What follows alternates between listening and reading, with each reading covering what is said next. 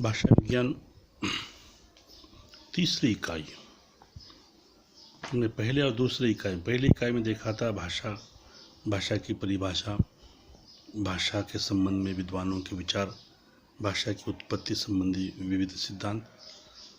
आगे चलकर देखा था कि भाषा के विविध रूप, जिसमें बोली है, परिनिष्ठित भाषा है, बोली क्यों बनती है आदि पर हमने विचार किया है।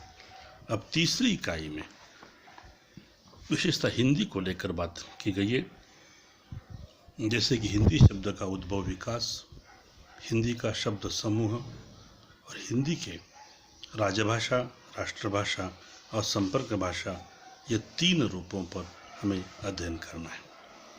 दोस्तों देखिए कि आज हिंदी एक भाषा के रूप में प्रयुक्त शब्द है। 19वीं शताब्दी में तो हिंदी विश्वव्यापक स्तर की भाषा बन चुकी है। एक हिंदी एक मानक भाषा रही है, एक सामान्य भाषा भी है और विशेष भाषा भी है। 19वीं सदी में हिंदी शब्द का प्रयोग एक भाषा के रूप में अधिक होने लगा है। उत्तर प्रदेश और दिल्ली के आसपास की जो भाषा थी, जिसे हम हिंदी कहते थे, जो खड़ी बोली के रूप में रही है, आज हिंदी हमारी राष्ट्रभाषा है और राष्ट्र में अस्मिता का प्रतीक बनी है। इतना ही नहीं, आगे चलकर आज तो वह वाणिज्य व्यापार की भाषा, संचार माध्यम की भाषा होने के कारण वह विश्व स्तर पर बन गई है। अब दिन ब दिन बढ़ने वाली हिंदी, उसका बढ़ने वाला शब्द भंडार, बढ़ने वाली जनप्रियता के कारण कई सवाल खड़े होते हैं कि क्या हिंदी का उद्भव विकास कैसे हुआ, उसका प्रारंभिक रूप कैसा था, आज उसका शब्द समूह कैसा है, शब्द समूह में कितने भाषा, कितने तरह के शब्द भी है आदि कई सवाल की व्याख्या इसके अंतर्गत, इस इकाई के अंतर्गत हम करने वाले। तो पहला जो भाग है हिंदी भाषा का उद्भव और विकास, सामान्यतः एक बहुत बड़ा चिंतन का विषय है, परंतु आज हम एक सीमित रूप में उसी पर बात करने वाले। वैदिक संस्कृत काल में आर्य भाषा प्रदेश में 3 बोलियां थी, जिसमें पश्चिमोत्तरी बोली, मध्यवर्ती बोली और पूर्वी।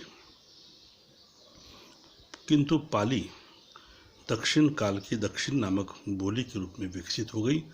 कुछ स्थानीय लोगों की बोलियों की संख्या 4 हो गई थी, प्राकृत की संख्या 7 तक पहुंच गई थी, जिसमें महाराष्ट्री, अर्धमागधी, शौरसेनी, टक्की वगैरह इस रूप में।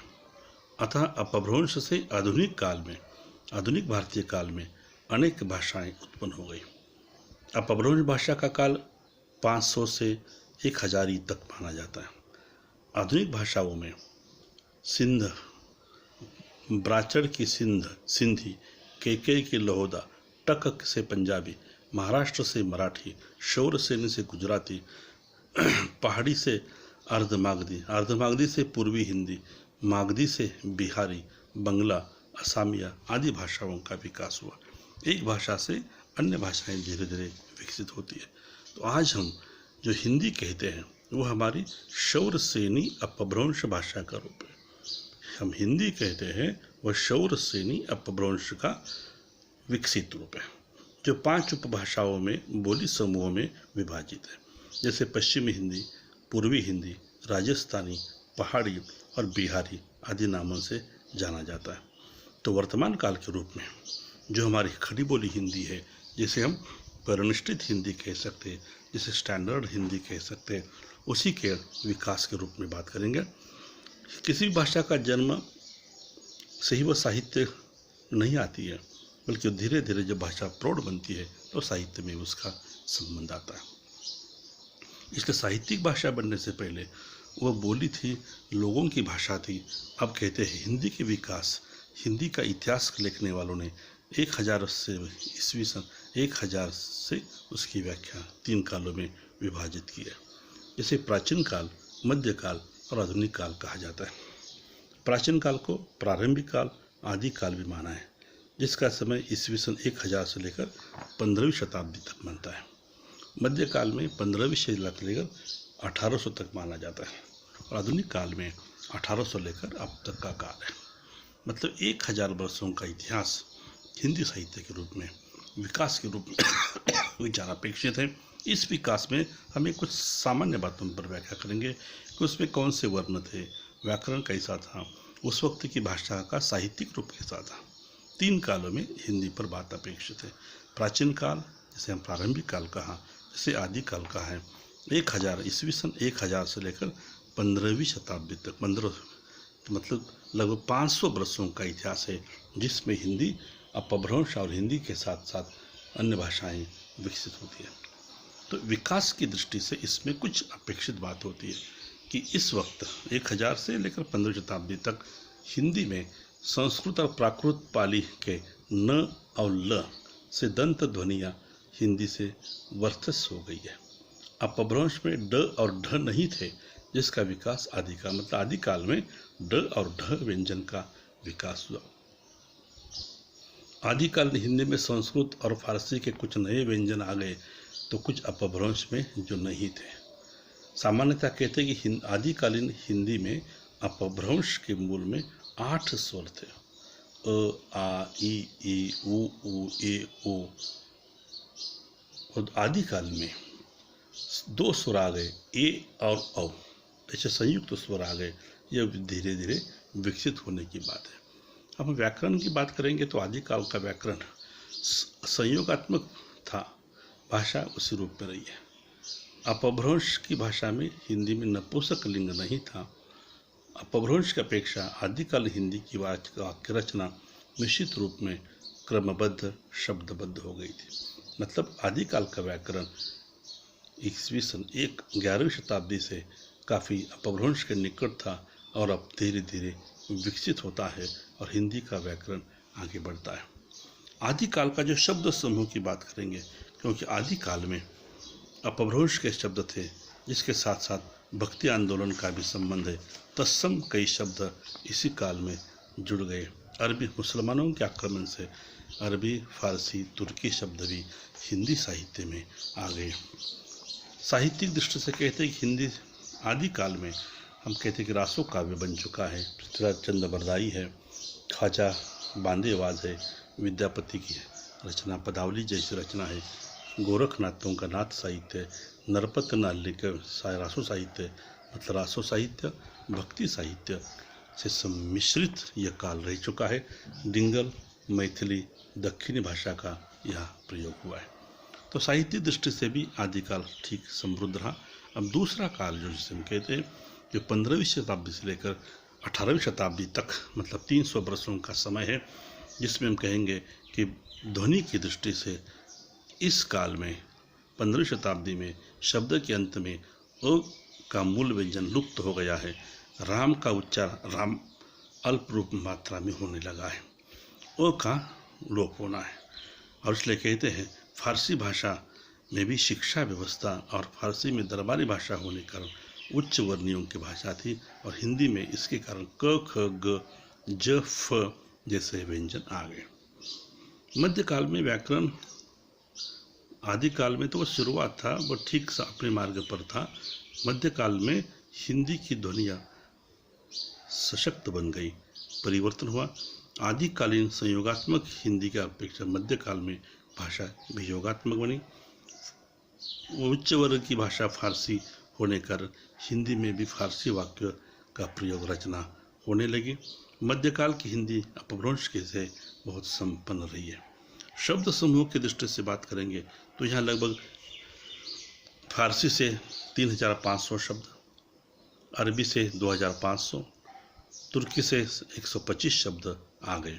मतलब मध्यकाल में लगभग 6000 से अधिक शब्द अन्य भाषाओं से आ गए, और भाषा की दृष्टि से, शब्द समूह की दृष्टि से यह काल संपन्न रहा, क्योंकि उस वक्त भक्ति आंदोलन चल रहा था। इसलिए स्पेन, पुर्तगाली, अंग्रेजी, फ्रांसीसी जैसे लोगों का आना और बाद में उनका भाषा का प्रभाव होना परिणाम था मध्यकाल की भाषा संपन्न बनी है। साहित्य दृष्टि से कहेंगे कि यह तो भक्ति काल और रीति काल का है। अवधी ब्रज भाषा का विकास हुआ, दक्षिणी डिंगल, मैथिली, खड़ी बोली का भी विकास हुआ।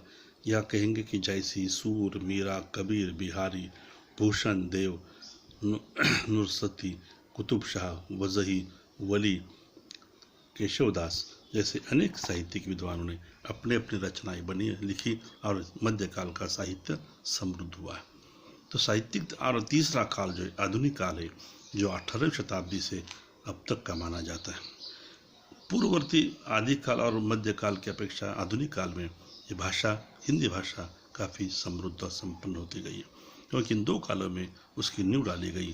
तो देखिए, आधुनिक काल में, मध्यकाल में, आधुनिक काल में जो ध्वनियों की दृष्टि से कहते हैं कि अंग्रेजी का संपर्क हुआ, इसलिए हिंदी में ड्र यह शब्द का स्वर का प्रभाव बढ़ गया। पश्चिमी क्षेत्र में आज का मूल स्वर है, उसमें उच्चारण होने लगा। पूर्वी क्षेत्र में ए और औ की जगह ऐ और औ का प्रयोग होने लगा। यह उस वक्त कहते अंग्रेजी के प्रभाव के कारण अ ध्वनि का प्रभाव हुआ, जैसे डॉक्टर, ऑफिस, कॉटन, कॉमर्स जैसे अ शब्द का प्रयोग होने लगा।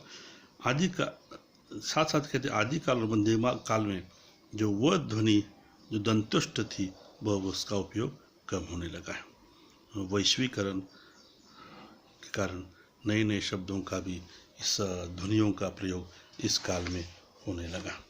व्याकरण की दृष्टि से बात हम करेंगे तो भी आधुनिक काल में व्याकरण हिंदी वियोगात्मक बना। प्रेस, रेडियो, शिक्षा प्रचार, संचार माध्यमों में हिंदी का प्रयोग होने से महावीर प्रसाद जैसे विद्वानों के कारण हिंदी का व्याकरण संपन्न और सशक्त बना है। आधुनिक काल में प्रचार प्रसार के कारण, अंग्रेजी के प्रभाव के कारण भी ये व्याकरण संपन्न बन चुका है। और शब्द समूह की दृष्टि से कहेंगे, इस काल में भाषा 1800 शताब्दी में शब्द भंडार की दृष्टि से हिंदी संपन्न बनी है। तत्सम, तद्भव, देश शब्दों का ना, और इस शब्दों के कारण मध्यकाल की अपेक्षा ये भाषा आधुनिक काल में आगे बढ़ी। उपन्यास, नाटक, महाकाव्य, खंडकाव्य जैसे रचनाओं का निर्माण होना और परिणामतः भाषा का शब्द संपन्न बढ़ने की व्यवस्था इस काल में हो गई है। आधुनिक काल का जो साहित्य, जिसमें कहते हैं कि अनेक साहित्यकार रहे, साहित्य का विविध मुखी विकास हुआ और विकसित भाषा इस काल में बनी है। भारतेंदु हरिश्चंद्र के साथ रचना मंडली है, जिसमें छायावादी कवि साहित्यकार है, छायावादोत्तर है, प्रगतिवादी है, प्रयोगवादी है, मार्क्सवादी है, गांधीवादी है, ऐसे अनेक वाद, हलावादी है। ऐसे वादों का निर्माण हुआ और साहित्य समृद्ध बन चुका है। मैत्रीचरण गुप्त, जयशंकर प्रसाद, दिनकर, प्रेमचंद, सुरेंद्र, जैनेन्द्र, निराला, महादेव वर्मा, बच्चन, चाहे मोहन राकेश, नैमिष राय या अन्य दलित साहित्यकारों ने भी अपना अपना योगदान इस काल में दिया। नागार्जुन जैसे लोग हैं। इस कारण साहित्यिक दृष्टि से यह आधुनिक काल काफ़ी संपन्न रहा।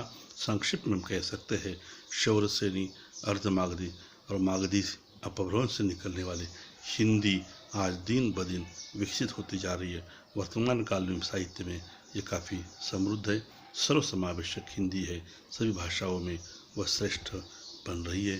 तो यह विकास ईस्वी सन 1000 से लेकर आज तक 1000 वर्षों में हिंदी अपने अपने चरम सीमा पर विकसित और बढ़ रही है।